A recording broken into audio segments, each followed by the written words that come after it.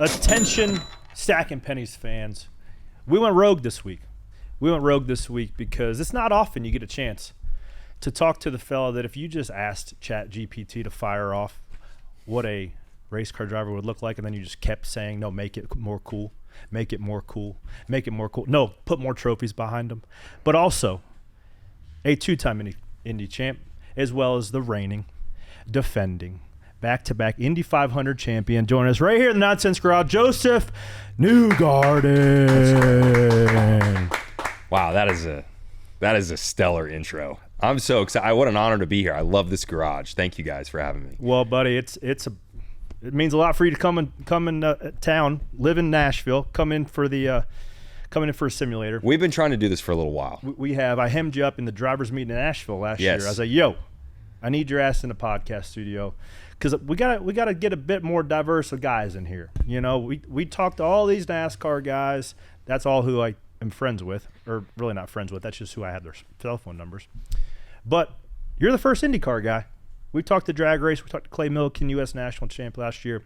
But you're the first IndyCar drivers. Super cool. Don't let him fire you, because he's gassing you up. He tried to get Connor Daly in here this week, but Connor's flight got canceled. No, that's just fate. That was fate.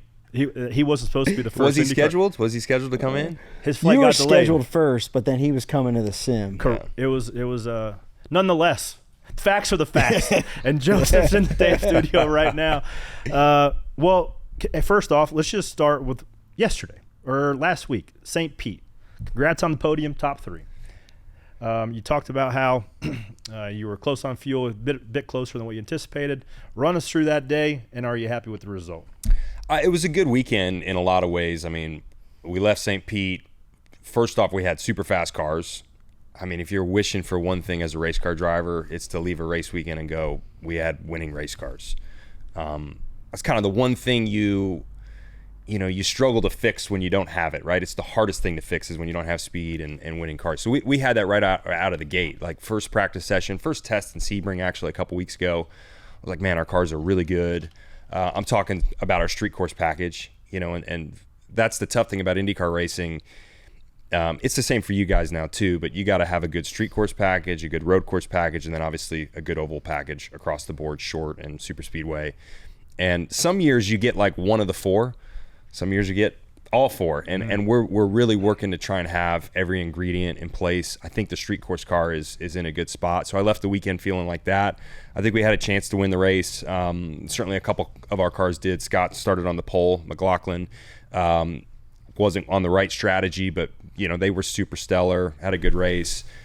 For us, we didn't qualify as well. We were 10th, but then we worked our way up, and I think we could have won the race in a lot of ways. Can you just explain to the people who listen, and I try to on a weekly basis, but I could imagine qualifying an IndyCar at a street course takes the most amount of commit that you can muster. I mean, yes and no. I mean, it does, yeah. I mean, I think it's so similar across the board, though. When I look at all forms of motorsport, whether it's a stock car or it's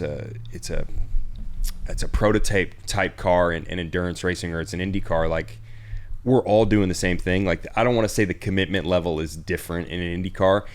It requires a different driving style. I can tell you that. Like I've gone, especially having experienced the Porsche 963 at Daytona for the 24. That car you can overdrive super easily. And then it's almost funny because you have to underdrive that car a bit and not over stress it. And then when you get back to the Indy car, you have to wrestle that thing. Like the way you get speed out of an Indy car is just 10/10 flat out, almost overdriving it. It just rewards heavy use. And that's why I like it. It's actually something I've gotten used to and enjoy. But I guess where I was going with that is, it's no different than a cup car. When you're, depending on what the style is being requested from the car, you're still having to put that thing perfectly on a lap. And the street course is no different for that. Saw Scotty get in trouble this week in practice, and that's kind of what I wanted to ask you about, was having him as a teammate now coming over from supercars and then having Will. It's a different dynamic, and we know on the NASCAR side how much you lean on your teammate, SMT, setup stuff. Is it the same on the IndyCar side? Yeah, big time. I mean, I think probably you guys, what I've seen is you're probably coming closer to the IndyCar side and what we used to, what we've always been doing really. IndyCar racing has always been very setup specific. very like driving specific on the details for years. I mean, 20, 30 years now since we've had good data systems, right? I mean, we have some key metrics that we are like poring over after every single session. What would those be? So you're looking at, especially with the hybrid now, you're looking at regen usage, gear usage, throttle, brake, steer, all of these things together. And, instead of watching a video, like you're looking at this whole trace page, right? Yep. And it's got 6 or 7 key traces on it, and you're seeing the lap, and you get used to just seeing the lap through that vantage point more so than the video. Then after the fact, you go and look at the video too, and it kind of confirms what you saw in the traces. But to answer your question, yeah, it's like if you want to be elite in IndyCar, you've got to have really good guys around you, especially now because the field's so tight that I love having the best teammates in our stable. Like I need Scott, I need Will to be fast. If they're not fast, then if I'm missing something on the weekend, I don't know it's hard to find it. It's really, really hard to find it. So you're leaning on each other a lot. It's interesting, the dynamic there too, because Will's, been around for a long time, won a lot of stuff, like super tenacious. And then you have Scotty on the other hand, that's a little bit more laid back, but when he gets behind the wheel and he's just on the gas, like we saw this weekend, like we've seen the whole time. But you're kind of in the middle, right? Where you've had to probably help Scotty out making the transition, but also learn from Will and maybe balance Will out every now and then. So I wonder what that dynamic's like for you, being kind of the middleman. Yeah, I mean, it's always funny when you get plugged into these situations. I remember when I was the new guy in 2017. I was the rookie at Team Penske, and I was plugging into basically like the best championship team. It was the first time I had a powerhouse team behind me, the best car in the grid. And I was really excited about that because I wanted that opportunity. I wanted the opportunity to be around the best and say, okay, these are the fast guys, these are the fast cars. Look at it and make what you can of it. And that's always how it is. It's that way when Scott plugged in, or when we've had other guys plug in and out. Scott's now, he's up the road a bit. I think this is his 5th season, so he's learned a lot. He's come a long way from when he first started. Everyone was really surprised when he came over and he got plugged into the IndyCar program.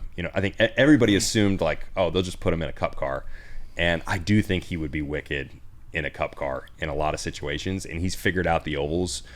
He's worked a lot with Simon Pagenaud to refine his craft and get that better. So I think he would still be very dangerous in a cup car. But yeah, I'm kind of in the middle. Will's, been there forever. One of the fastest guys you'll ever meet. Like if you're looking for pure qualifying pace, I feel like Will blacks out half the time in qualifying, and he just puts a magic lap together. It's amazing to watch him sometimes in what he does. And then Scott's very methodical. He was a supercar driver, drove the car a certain way, had to learn how to drive an Indy car, totally different, and now has figured that out. So we like all complement each other. We all have our different tastes and likes, and it comes back to that original question. There's some things we all naturally do, and like someone's gonna have a natural trait that works everywhere. And so you end up just kind of flowing to whatever's working on each particular track and weekend. Yeah, somebody to set the consistently higher watermark to just progress the whole team is what you're looking for out of teammates, right? Mm-hmm. I've always been curious this. I would call myself a fairly avid IndyCar fan, but I'm on the fringe in terms of like how much I was able to watch being full-time, and a lot of the races were on top of each other, so I wasn't able to really keep up with it. What is the IndyCar garage's perception of what NASCAR does, how they race, what the cadence is like, how the track limits are, how rough and tumble, and how much we smash into each other? What's like the perception there? Yeah, I mean, first off, I think there's a lot of mutual respect. Like I see that across the board. Anybody that's watching, I grew up a motorsport fan. I'm not trying to pander to anybody. This is the truth. Like I love all forms of racing. I've always loved cup racing. I mean, I'll just tell you, I was a huge Jimmy Johnson fan. Like he was kind of dominant when I was coming up, and it was his era. And I always loved to watch cup racing. I loved watching Formula One. Fernando Alonso was my favorite over there. And then I watched IndyCar, and Dan Weldon was my favorite on the IndyCar side. So, I'm an IndyCar driver, but I just love racing. And I think at the core of it, you really are honest with us or its fans. Like, it's none of this us versus them, blah, blah, blah, who's better. Like, who gives a crap? Like, it's all good at the end of the day. It's just a little different style.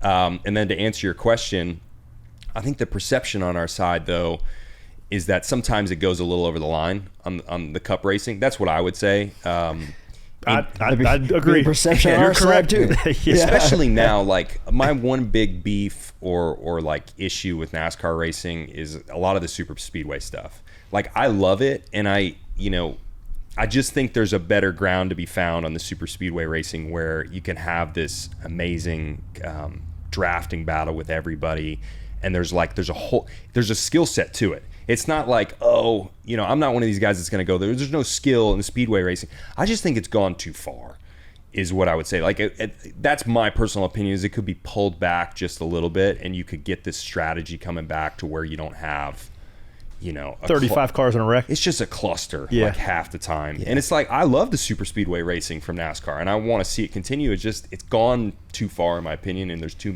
much wrecking. Well, I'm glad you brought that up, because I think there's a great segue to what your expectations for Helio were and what your thoughts were after that weekend. Well, I mean, I think Castroneves he didn't know what he didn't know, right? Like I think that no one wanted to be around him, understandably. Yeah. I mean, if I was a Cup guy and I saw him come over, I'd be like, I don't want to be around this guy. and so that's understandable. And, he ended up getting caught up in the main event and just what happened. Like, better than me, but it can just happen. He was bad. He was in the wrong spot. And actually, every single incident.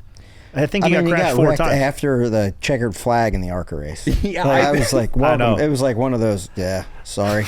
Yeah, I know. Sorry, bro. Jesus, man, this guy's got 4 rings in Indy 500 where he's getting crashed after the checkered flag just hard in the to ARCA. watch at one point, but like I felt bad for him. But I do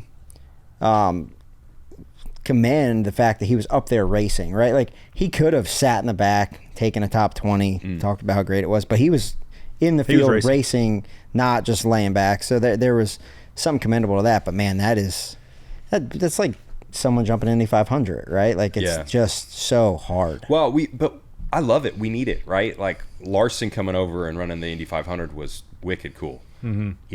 And it's not like it's not a tit for tat thing. It's like, how do we get more of it? I know this is just an example. I know Kyle Busch has been vocal in saying he wants to run the Indy 500. I'm sure it'd be really cool to see Kyle Busch run the Indy 500 and vice versa. I loved seeing Castroneves in the Daytona 500, and I want to see some more guys do that. It's good for motorsports as a whole. How many of your guys want to do the double the other way? I know Blaney for sure. Well, how about IndyCar guys like that want to go? Oh, well, all of us. I mean, probably Scott and I are probably the most vocal about it, but I mean, Will would love to do it too. We'd all love to do it. I was gonna hit you with an over under. I was gonna set the over under on 1,000 times you've been asked when or if you had desire to drive a Cup car. Oh my gosh, over. Take the over. Over. Oh my gosh, I get asked. Well, all how about the time. 1001? So what's the interest level right now? Yeah, very high. My if I could choose, I would drive a Cup car at Bristol at night. Hey, at night. On pavement. I liked you, Joseph, but I love you now. That's a damn good answer. So I'm from Tennessee. I'm a Nashville guy, and some of the few races that I actually went to as a kid in person were Bristol. So I saw Nashville Super Speedway. I saw some races, and Bristol were the other places that I saw NASCAR races, and I'm like, this is awesome. Yeah. Like if I'm in the stadium at Bristol, I'm like, these are gladiators. No, this is amazing. You walk into Bristol, sit in the stand, and you're like, goosebumps thinking about it right now. Same. Yeah. Like that's what when I think NASCAR, I'm like, this is the stuff. All right, so how do you build from that, right? Going from St. Pete and IndyCar to Bristol and a Cup car, there's probably a little bit of like familiar. You have to get familiar with the Cup car or just fenders over your tires. Yeah. So what do you do in preparation for that? Well, I don't know. I would have no idea. I'd need to go start and do something. I think the good thing for me is I love short oval racing. So in IndyCar, some of my favorite form of oval racing is the short ovals. Iowa's always been a favorite of mine. Gateway is not quite a short oval, but it's in that realm. Love it. Milwaukee, absolutely love Milwaukee. I tested at where did I test? It's the one that's very similar to Iowa. It's not Rockingham. Richmond. Yeah. Richmond is. I saw an IndyCar race there when I was younger.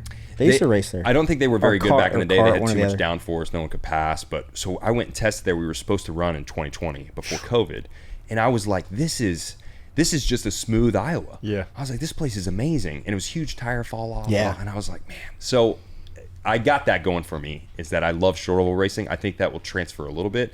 But, driving a stock car, especially at Bristol, it's a little different craft that I would have to learn. I got to imagine I'd need to go do some late model racing. and kind of learn what it's like to have a big body on you, how you're interacting, how you kind of look at somebody, line them up, how the tires just fall field off. of vision too is probably much different. So different. So I think that would be the easy change up is what I'd have to learn about. Man, I'm all for it. Roger, if you're listening, put my man in a cup car at Bristol. Would love to see it.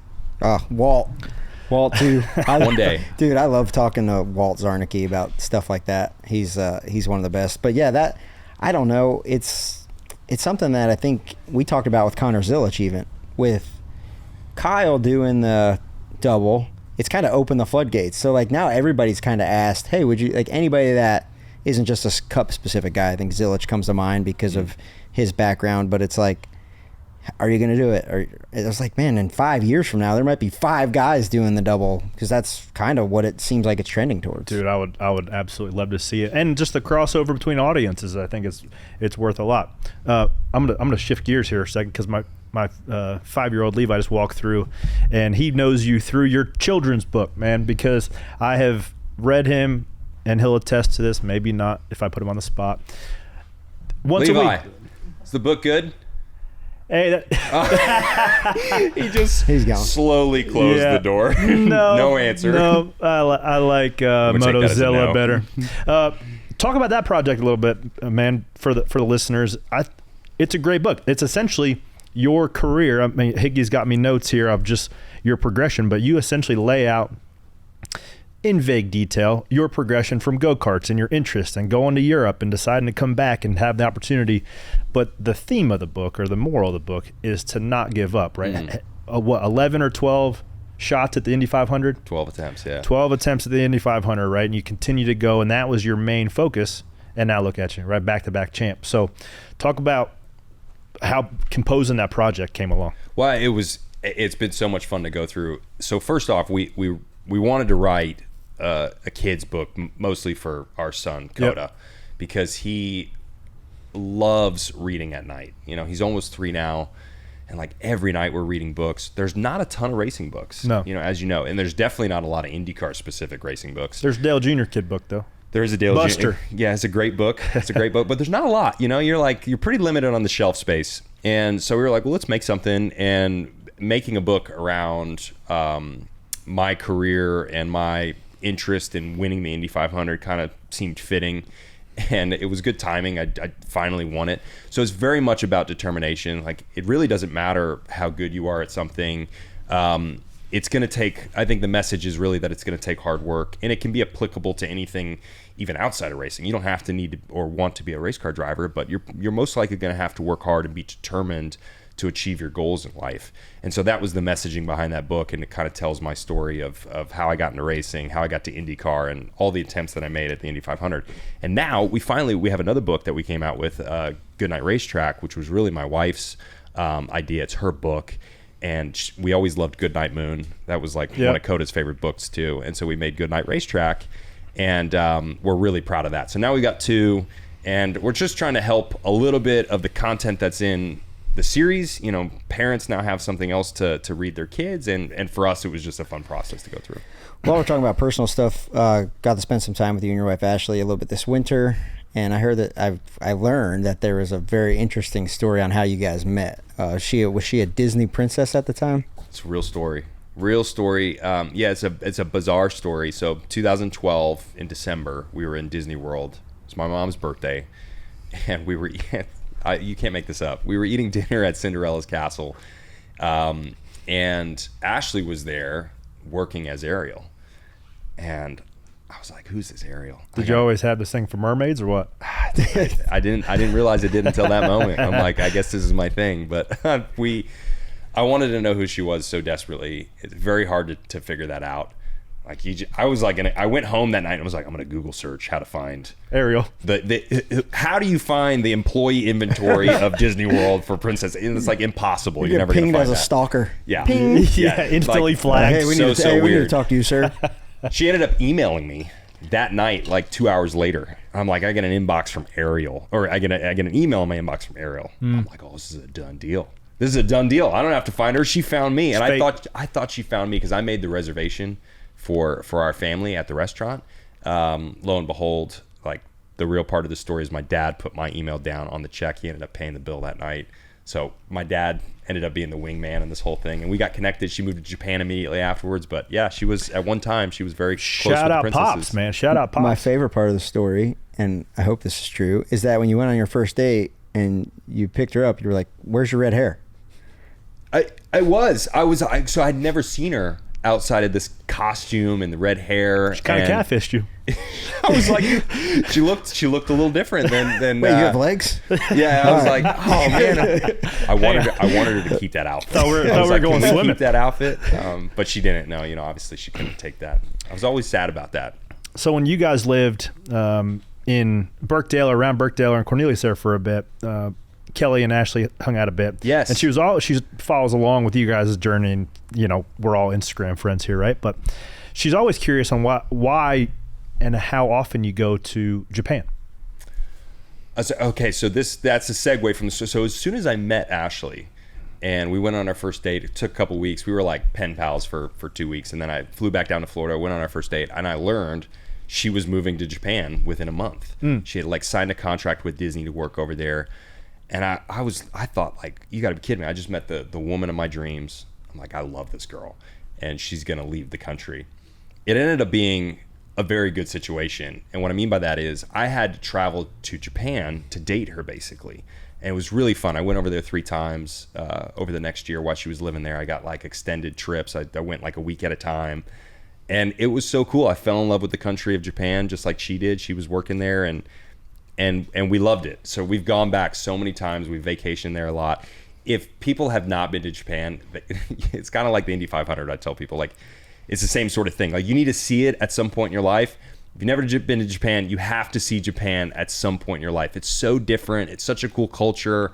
It's such a beautiful, form of land. Like, we love it. So that's why we go back. We got engaged there. We have a whole thing with it. Oh, that's cool. That's cool, man. What's the racetrack Indy used to run? Is it Motegi? What's the Motegi's one of them. And then there's an Suzuka's the oval, one right? that I would. Motegi's the oval. Yeah, it has a road course too. Suzuka is where Formula One normally races. That's where I'd want to go. I was wondering if when you went over there, like, I got to go check this place out. Where's it at? You're like Googling how far away I haven't is been it? yet, but I'm going to Suzuka one day. Yeah. That's cool. Well, maybe we can bring NASCAR back like we did in the late 90s. That's when your first career NASCAR race Oh, there you is. go. Oh, If NASCAR's going to Japan, I'm there. I'm figuring that out. I have a question looking at this rundown, and I didn't realize how much you did in Europe, but I've always been a short track guy, right? I don't know much about that world, but talking to Connor kind of piqued my interest. Zillich. And then Zillich this past week, and then watching the Senna documentary on Netflix, I always wondered how that worked and why it was so challenging for an American to get in the F1. So, like, it's kind of a broad question, but when you went to Europe to race, like, what was the layout and what did it look like to get to F1, and how did you end up back here in IndyCar? I don't know how that works. Are you against a stereotype? Like, this some sort of, the Scott Speed, even Logan Sargent would have been after your time of kind of ascension up the ranks. Is there like a American stereotype overseas? Oh, definitely. I mean, I can tell you firsthand that there is sort of a stigma to it, incorrectly. Yeah. No doubt. I mean, I'm just telling you flat out, when you look at Formula One and you go, here's the top bar, here's the talent level of Formula One. It's the same as IndyCar. It's just the same. I'm just telling you. Mm-hmm. There's no difference between the two.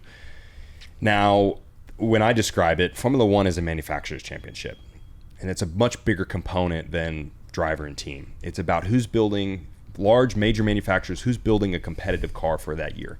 IndyCar is more spec, and it is a driver and teams championship is how I describe that, because it's what driver, what team maximizes the components in front of them. More similar to stock car racing now, right? The reason it's difficult for Americans to go over there is the political climate. It's very politically charged in Formula One. You have very few seats, and the capital expenditure. It takes enormous amounts of money to go and race in Formula One. How much would have you had needed behind you to get to F1, hypothetically? I mean, hypothetically, if you're going to start from karting and you want to go to Europe at some point, go up the ladder system and go to Formula One, it's probably a minimum of 10 million, a minimum. And that's just to get you in the conversation in F2 and say, okay, I'm running F2. Yep. How do I get from F2 now into Formula One? Do I need to bring money or do I not need to bring money? If you don't need to bring money, then 10 million is probably the price tag. You can get through karting, you can get through the junior levels, you can go do a couple years of F2, and that should, if you perform and you get in the right seats and all that, then maybe you'll get pulled into F1. It could be 10 plus though if you do all those steps and you do really well, and a Formula One team wants you, but then they want a bunch of money. It could be 50 million. So it's just crazy, and then you gotta navigate the political climate. And it's not like there's not politics in every form of racing, but it is like supercharged in Formula One. It's just at a different level. What do you foresee? And we just saw from my very removed involvement of just following along the Cadillac F1 journey, it seemed like that was a ton of political red tape to work through, but they've got accepted. They're going to be 11th team on the grid. A lot of chatter about Colton Herta. What is your hopes? What's your expectations if they instantly gave him a super license and he would then go try to compete against the best in the world? Well, I wish he had a shot. I mean, look, I come back to the talent level thing. If you take a guy like Palou or Award or Herta, whoever you want to name at the top, they are the same talent level as the top guys in Formula One. So yeah, I mean, from a selfish standpoint, I'd love to see them go over there and just prove that. But then it turns into, what is their situation? I mean, you really have to ask this every time you look at a Formula One seat. Are they going and are they being plopped in a Ferrari or a McLaren right now, which is a competitive form, or a Red Bull? Or are they getting plugged into a backmarker team? Yeah, a Sauber. Yeah, and then even when they're plugged into the backmarker team, this is real stuff. Like, there's two cars, and a lot of the ways these work, you got an A car and a B car. That's right. And it's not like, oh, he's making that up. That is how it works. You can hear these stories countless amount of times. I mean, talk to Juan Pablo Montoya and the way the architecture worked at McLaren at the time, and who had priority on parts, etc. All this stuff matters, and it's on a very high grand stage, a lot of pressure.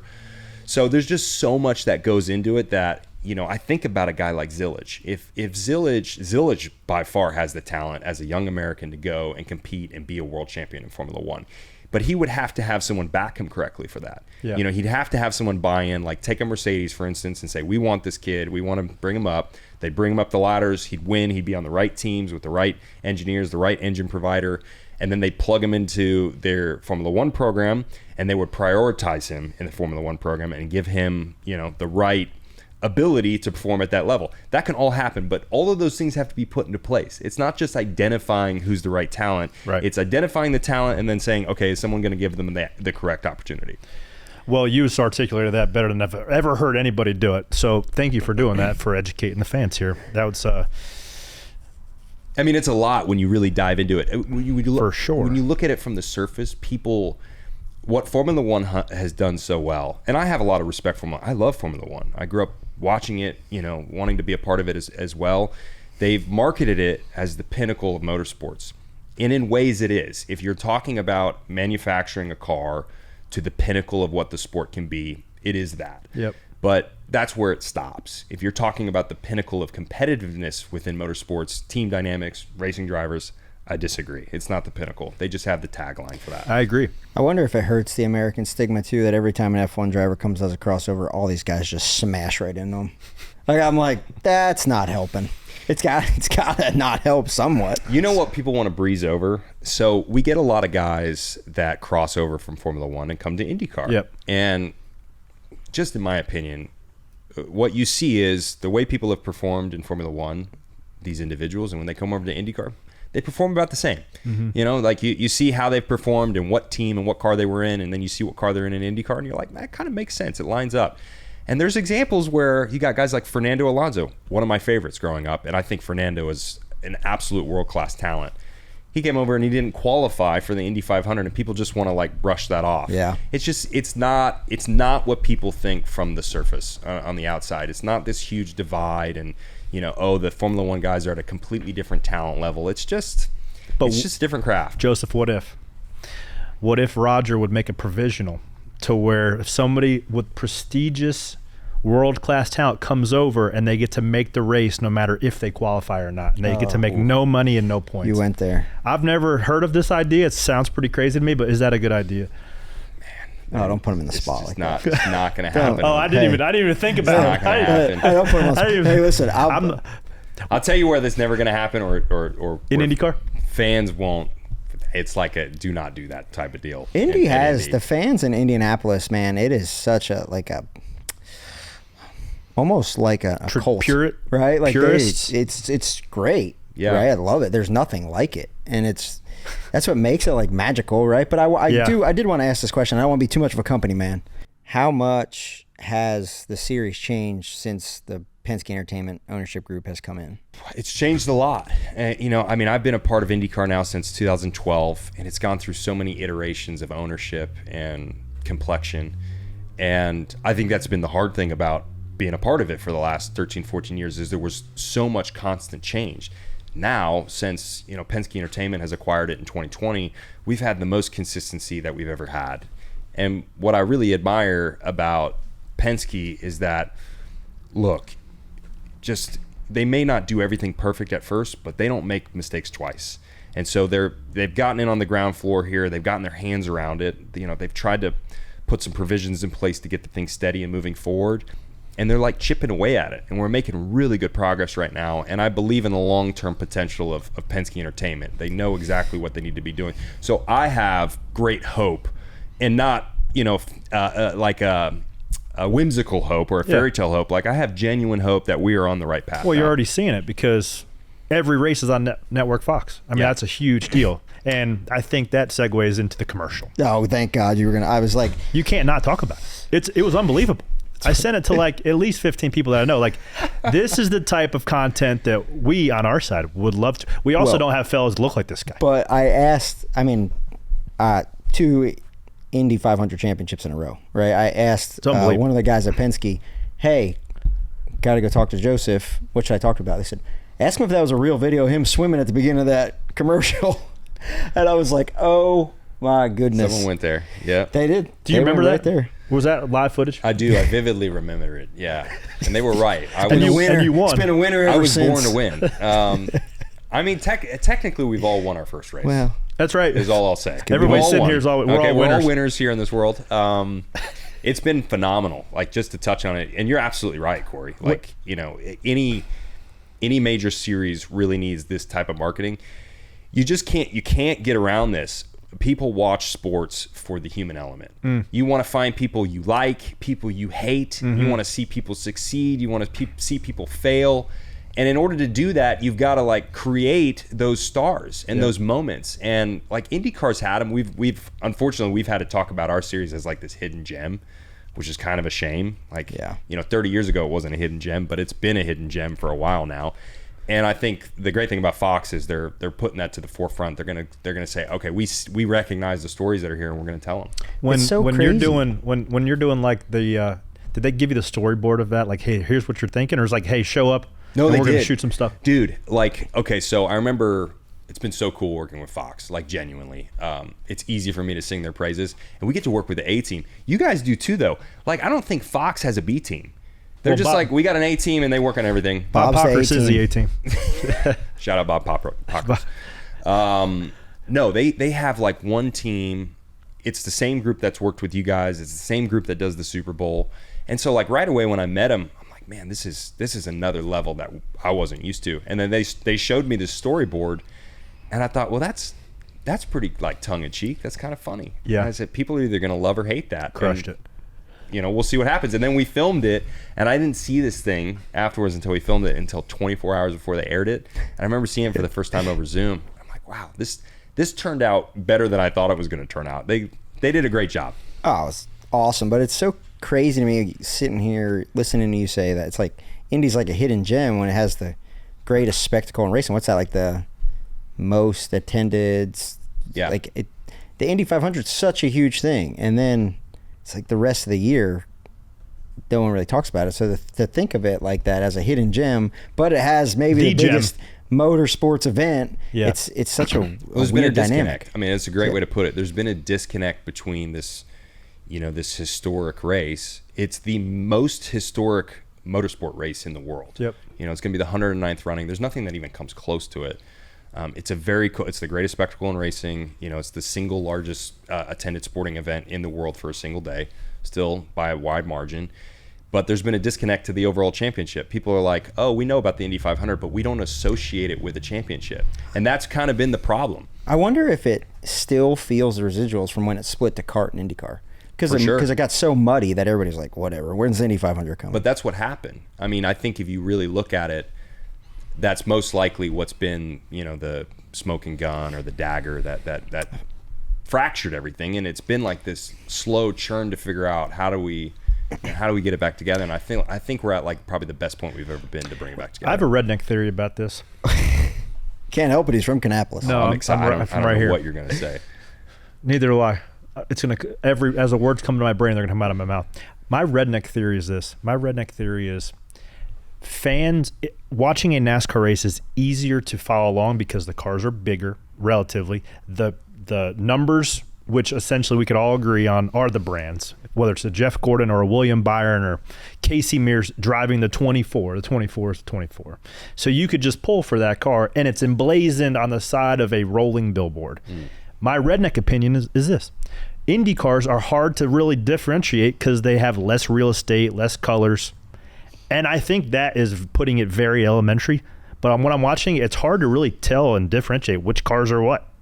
And I think when race fans watch on TV, they're just like, all right, these things are very fast, but I can't really tell who's in them. Yeah, it's probably a good point. You know what I take from the whole thing, and I really mean this, and it comes back to our original conversation of just being a racing fan is being a racing fan. I think all forms of motorsport should just stay true to who they are. Amen, brother. When we're talking NASCAR, I love NASCAR. Yeah. And when I think of NASCAR, I think of Bristol under the lights. Yep. And it's like, you should just feel, when you show up to a NASCAR race, you should enjoy what type of racing it is, the form of it, and it should be that. And it shouldn't try to be anything different. And IndyCar, it's a different formula than what NASCAR is. Yeah. I think people used to think, it's a little more elevated or sophisticated or whatever you want to think of it. But it's a different style of racing. Like, I go to a NASCAR race and I feel a certain way. I go to an IndyCar race and I feel a certain way. That's right. And that's fine. Like, they're supposed to be a little different products, right? And I think the quicker that we all realize that, I'm talking executives, ownership, and motorsports, protectors, the better off everybody will be. That's right. Yeah. Yeah, I was thinking the same thing sitting here. Like, there's enough for everybody, and we boost each other, and Yes. and it just gets better. And I have been as guilty as anybody, right? Like, I've made the jokes with Ryan. I'm like, what are you guys practicing for? The Indy 500's not till May, Yeah. right? Like, Yeah. but really over the last couple of years, and since Penske Entertainment's taken it over, and just watching you and Pato and the new guys come up and Colton, and it's so much fun to watch. And then once you do look at it and like watch a race, sit down, which is hard because we race on Sundays too, but you watch a race, you're like, holy shit, These guys are driving these the hell guys out are of it. driving these things, and it's just really been exciting to watch, as like you said, as a motorsports fan. And I think, not to toot his horn too much, but I think Kyle Larson is doing so much to bring just all of motorsports together, and I hope that opens up segues for everybody, because I think all drivers want to do that. Yeah. Right? It's cool that he's able to do it, but hopefully it opens up pathways for yourself or Scotty or everybody that wants to do that. What do you think, in your opinion, because I would consider you one of the best top 3 IndyCar guys right now in this last decade. When you look at a Kyle Larson, when you look at a Max Verstappen, when you look at guys that are at the peak of their particular discipline, what do you see are comparisons in terms of work ethic and how you approach the weekend and your drive, and what are some things that you might consider different? Well, I can speak to, what I experience from what I would consider people that are excellent or great at the sport is they are uncompromising.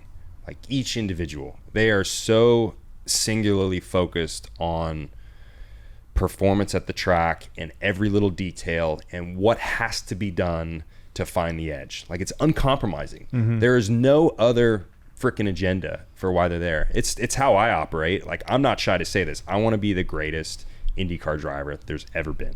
That's what motivates me. Some people don't want to say that, like, especially in today's day and age, you're supposed to be, humble, and I want to be a humble person, but I'm also going to tell you what my motivation is. I don't know why I would show up if I didn't want to be the greatest. That's right. And I see this from other greats in the sport. They are uncompromising on what they're, there to do. And you see some other people that are there, and they're kind of just like half in. They like it. It's not that they don't love racing, but they're just half in. They kind of get this detail, but they miss that. And, you know, they make a mistake and then they make it again. They don't learn from it. Like, there's just a lot of little things that you cannot be compromising in any sort of facet if you want to be the best, especially now.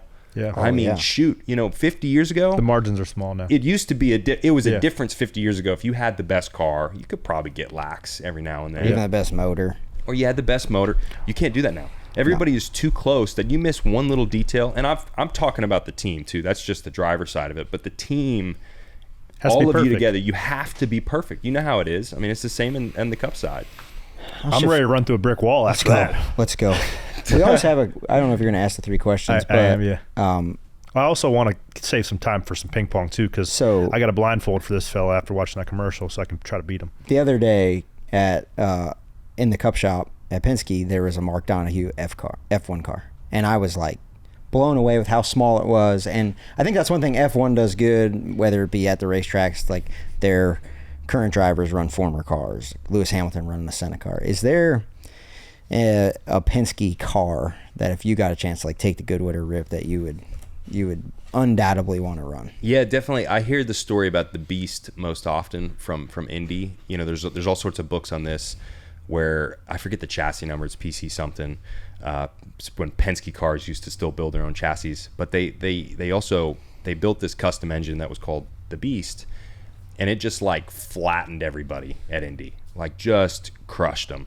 I don't think actually, from what I understood too, the car wasn't that good. They just had so much more power. Yeah, than lucky for everybody. them, the straightaways were a mile long. They were like using the Concorde. If you read PC 23. is it the 23? Okay, there you go. Oh, thank you. Higgy's our rain. Higgy's the guy. Higgy's our rain man. I would love to drive that. You know, I know this at Indy, you can't beat power.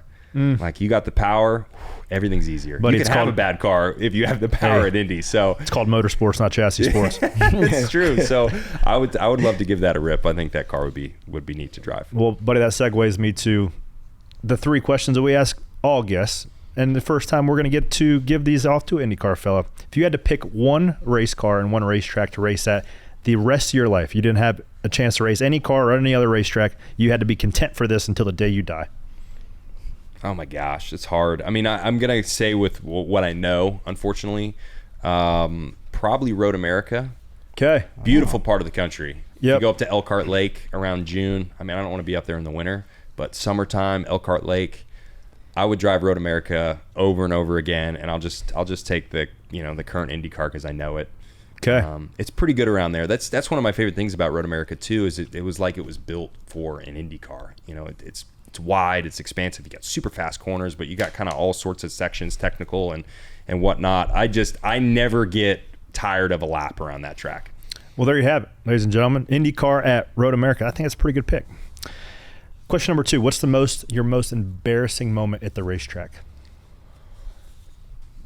I don't know. I mean, I need to be prepared for. I've had so That's why many. I asked The them when you're hard-hitting ones, unprepared. buddy. I've had so many. You know, it's normally things you just got to own up to. Yeah. Like, you're supposed to do. This happens to everybody. It's like you're supposed to do something when you go out on track and you just like forget, and then you have to sheepishly be like, My bad. I didn't do that. Or like, there's times, I'm trying to remember an example, but there's times where, you know, they'll tell you there's like a change and they forgot to do it, or like it didn't get done correctly, and then you want to come in and give feedback and you're like, man, it didn't feel different. But you got to really think about, like, I shouldn't lie, I should just say that it didn't feel different. And then you learn that, like, no, there wasn't a change. It's normally stuff like that. I don't have a good concrete answer, but it's always embarrassing when you get something wrong in the car and you just got to fess up about it. You can't lie. You've never spun one out on cold tire or something. Yeah. Oh, I've definitely done that. I'm trying to think, like, That's interesting though, because you're talking about, like, I've a done lot some of people. stupid stuff. Most people that answer this question talk about the most embarrassed they are in front of the fans, but you're talking about the most embarrassed you are in front of your team. Is basically what you're saying. Yeah. yeah, I mean, Because like the only people that are listening to that feedback, there's like 8 guys. Right? I know, but that's the where worst you're, ones, though. That's where you're most vulnerable. You know, I mean, I'm sure I've done a bunch of embarrassing stuff, but it's always when you have to fess up to doing something wrong in front of the core group. Of accountability, guys. Yeah, and you're just like, that's your job to get this right, and you like totally biffed it. So, but I've done a lot of stupid stuff, like, you know, like, I don't know, 4 or 5 years ago, we were about to finish a race, last lap, and I just like threw it on the inside of Ryan Hunter-Reay at Mid-Ohio in turn 2 for no reason. It was the stupidest move, and I spun out, and I like just gave away free points, and we were challenging for the championship. When you do stupid stuff like that, it's embarrassing, and that's what embarrasses me when I have to come back to the pits. We'll throw that clip on there for everybody it's to out see there. You can find that one. Last question, buddy. If I had like the Men in Black pen, you're old enough to appreciate this analogy. Some kids we have in here don't, because they don't even know what Men in Black is. If I had the little pen that zapped all your memories and you had to keep one, what do you keep? Indy. And I gotta say, I think it's the second one. Hey, why? Man, it was just so gratifying. Like, winning Indy is, there's nothing that has come close to it in motorsport for me. And it's, I think because it took so long, that's why it was so satisfying. Mm-hmm. 12 years, it's like this is the only thing you want to happen. It never happens, and then it does. And I had gotten to a point where I was like, I was okay. I was like, I had to learn to be okay with I'll probably never win Indy. And that's like, it's a really hard reality to set in. And then you win it, and you're like, holy crap! It's just it is the coolest form of celebration I've ever been a part of. And the second one, and the way we won it, there's like just nothing that's ever going to beat it. It's probably a bit of a less of a blur too. Like the second time, you know what to expect. Been through the deal. Was there anybody that like reached out to you that you're like, holy cow, this guy just texted me? Like, do you get any of those? I don't know. Not really. Presidents? No, I'm gonna be really no dignitaries. I'm pretty low key now, man. I don't text a lot. I mean, I'm terrible at texting people back. So no, I'm gonna have a boring answer for that. I don't have. Homie showed up. Listen, he could say he's low key, but when we won the championship and we were in Nashville, homie showed up in jorts and work boots with a Blaney tattoo on his leg. I made a bet. I made a deal. It was one of the best. I wonder though. Listen to you. The first one more just relieving? Yes. So then the second one you could enjoy it. Like you were just like, it's off my chest. They're very different. The first one was, wow, it happened. Thank God. Thank God. Yeah, and I just like gotten myself to a place where it was like, it's never gonna happen, and I got to be okay with that. Is this one the first or the second one? This is the first one. Dude, those rings are sweet. I wish that this is what they every should one give we out. get, you can't even wear. Show the fans. Yeah, I don't understand. It's subtle. I don't know who can. Yeah, it's classy. I just don't. I don't understand why we do the Super Bowl rings, or if they do. Like, do that, but then do the real one. So this is the original design that they used to give out in the 50s. So all the cool, all the GOATs like Mario Andretti, AJ Foyt, all the cool guys, like this is what they wear. So I was like, man, this is what you want to get. And you know who keyed me off on it was Elio. Elio's like, oh, I know the guy. Like, I'll get you dialed in. I get you sorted out. I mean, I got to pay for this. I paid for this myself, but you can swing it. Yeah, we can. okay. It's all fine. But I wish they would give this out. Like, on the day, like you won the race. This is what they need to have. Well, maybe the guy that owns the place. You can throw it out there to him. Slowly petitioning. That's right. To soften him up a little bit. Well, I've had a blast. I want to get over here and challenge my man's ping pong. Wasn't that your charity event? Was a ping pong event? It was, yeah. And I'm a little jealous. I like Blaney's idea. He started doing pickleball. My ankles are still sore. Hang on. Do you go to that? He sucked at it. I know I have to go. carried I the love team. yours that too. is We some went, bull. and he sucked, and I carried the team. You He move kept like running you're on my 45 side. years old, father of two. That's close. And you have the kickball event, which I've always seen, Yeah. which looks amazing. It looks like it's grown every year, I feel like. It's been continued to grow. It's been a blast. The interest between drivers wanting to come play is continuing to grow too. So I had a petition for you. Do you think that we can get a group of IndyCar drivers together to play kickball? Oh, definitely. Against some NASCAR drivers? Oh, yeah. So would you? We should do that. That's a great idea. All right. So you think you could put together 10, 12 guys to challenge the NASCAR guys? 10, 12 would be hard. I'll give you 2 wild cards too of your choice. Yeah. I mean, on that. I got to work hard. I'll talk to you in October. I can get like 4 or 5, but 10 or 12, that's going to be hard to wrangle that many. Let me work on it though, because I love the idea. Okay. We'll touch base on that later. It's going to be here, right? Charlotte? It'll be in Kannapolis the week of the Roval too. So you come in, support the NASCAR fellas in the playoffs. But guys, Joseph, for one, thank you for making the time to come in here. You got to go jump on the simulator. But guys, I hope you enjoyed this special edition. IndyCar champ Josef Newgarden joining the show. Talk to y'all later.